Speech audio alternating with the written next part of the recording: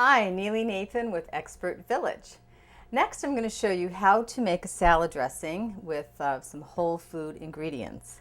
It's very simple, even if you're in a hurry and if you've never done it before, this is basically foolproof.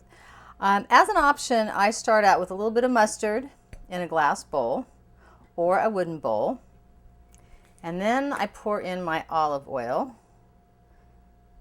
which is a good fat. And I'll mix that up a bit. Then you squeeze a lemon. And then a little sea salt. And then as a little added flavor, I like to throw in some fresh or shredded Parmesan cheese right in there.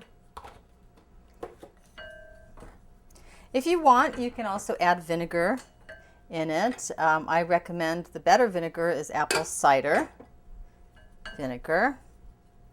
And there is your salad dressing. How fast was that? Much healthier than the bottled salad dressing that we talked about earlier with those dead oils that you don't want. Now, if you like garlic, like I do, throw that into your base. If you like dill, you can throw in some dill.